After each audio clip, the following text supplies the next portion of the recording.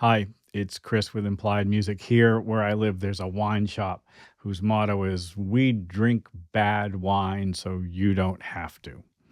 Today, I want to test a couple of ideas, and it's directly related to my Soft 5 video where I took a common chord progression and placed it into a new mode. Well, when you do that, the chord qualities of that common progression are going to change. Now, that may be a good thing. It might be a bad thing. Let's test a couple of common chord progressions in a few modes and see what we think.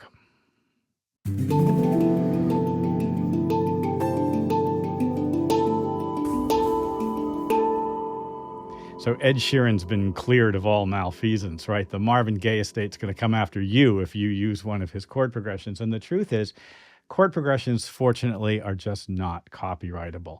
And I was looking at a video just recently that pointed out that the Beatles' "Come Together" is very much like "Heard It Through the Grapevine," that beautiful, flat six minor chord. It's the truth is, right now, and you know this if you're a songwriter and have been producing at all, we're using the same chord progressions over and over again.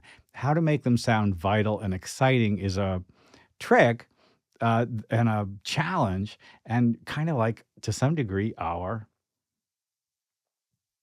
goal here. So the two chord progressions I want to look at are the axis chord progression, 1, 5, 6, 4, and why not, since we're here, the let's get it on chord progression, 1, 3, 4, 5. Now, in major keys, they're going to be very familiar to you. 1, 5, 6, 4 in the key of C is C major, G major, A minor, F. And of course, the Beatles use that as well. When I find myself in times of trouble, right? 1, 5, 6, 4, pretty normal chord progression. The Marvin Gaye or Thinking Out Loud Ed Sheeran chord progression goes 1, 3, 4, 5. Of course, the Ed Sheeran version goes 1 over 3, which is actually kind of a little bit better in my mind. Well, those were both expressed on a specific mode, on a scale, the major scale. And I'll refresh your memory just quickly about scales. They are built in a formula: whole step, half step, whole, half. And you get a major one chord, in this case C, minor 2, D minor. You can see it down there in the corner of the screen. E minor is on the third step of the scale. F is a major chord, the 4. G is a major chord, the 5. The 6 is minor. The 7th is diminished.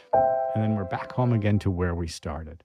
Each of these triads has a letter identity and a quality, and also a space within the scale, denoted by number, where it lives in the scale. So I can give you a chord progression by giving you a set of numbers. 1, 6, 4, 5 is great for 50s songs.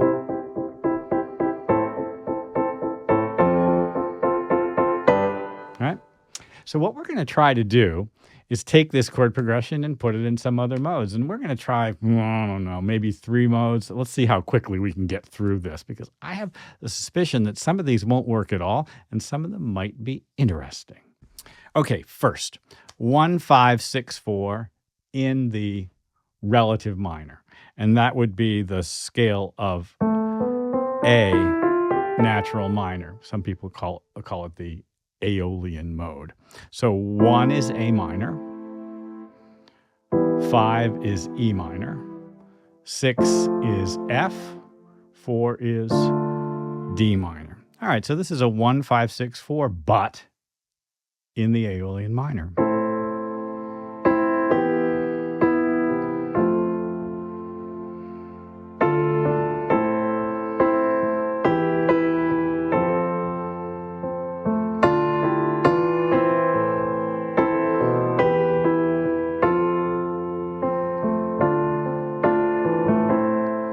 And you know what? It sounds like a sort of a beautiful, dark 80s synth pop chord progression, doesn't it? I'm loving that.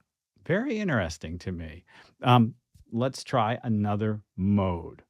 Let's try the 1-5-6-4 in a major key in the Mixolydian mode. That's going to be based on G, same notes as the C scale from G to G. We'll get a major 1 chord and unusually a minor 5 chord. It's going to change the color of this progression. So the key sort of feels like it's centered around G, though we're using C notes. This is the Mixolydian mode.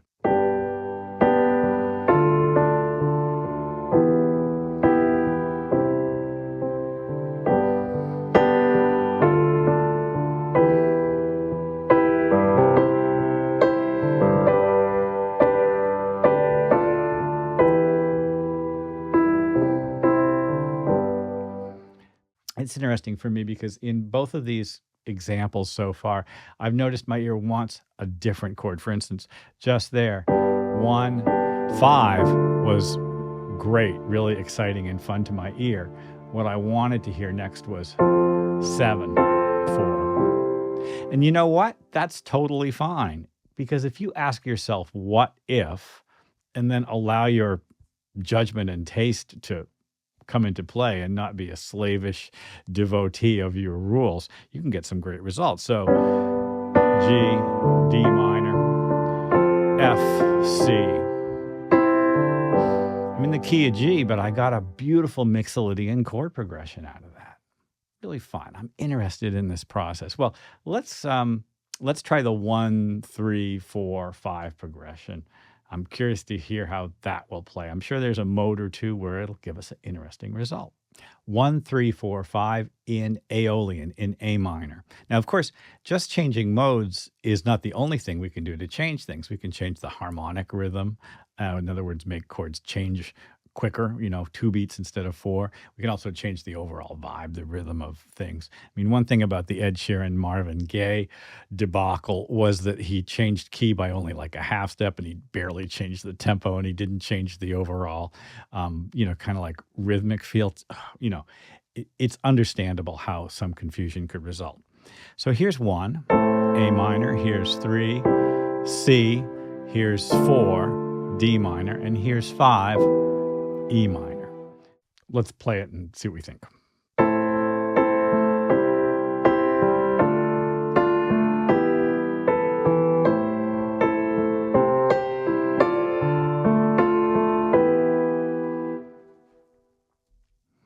Doesn't feel like it has enough character for me. It just doesn't really say much. Let's try a different minor mode, the Dorian mode, built on the second step of the major scale.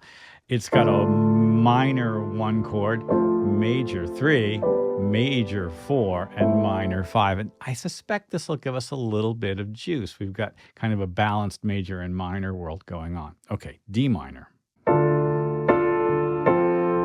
F, G, A minor. Okay, this is fun.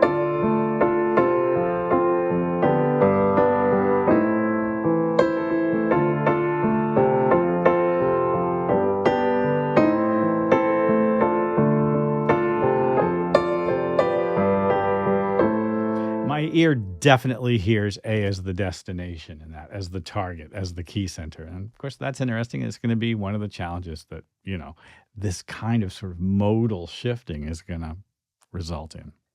We'll try one more. We'll use the 1-3-4-5 guideline again. Okay, this is going to be interesting. We'll try that Mixolydian mode that we used previously, the sort of G Mixolydian scale, right? We're going to get a major 1. The third is that sort of diminished chord. 4 is major, and 5 is minor, D minor. This is interesting. Let's try it.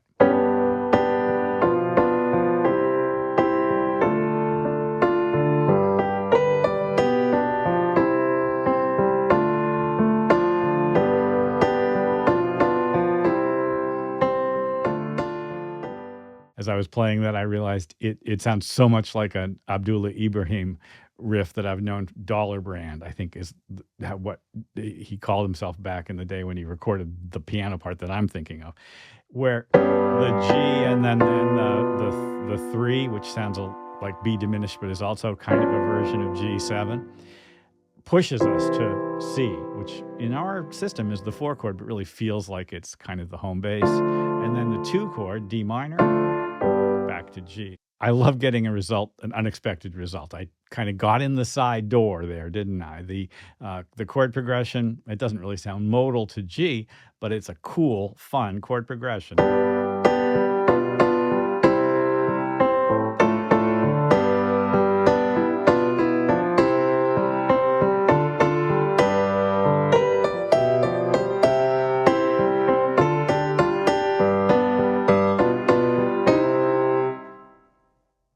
What if is a really important question to ask yourself as a composer. And I think for me, maybe the single biggest reason I love music, because the answers keep changing in my own relationship to the answers once I find them, is that really an answer, and what's next? Well, I hope this has been useful. Like and subscribe, ding the bell. Listen, guys, ask me questions. I probably wouldn't have made this video if it hadn't been for a great question from one of you. And I certainly have enjoyed thinking about this today. I hope your music making is satisfying, and I'll see you next time.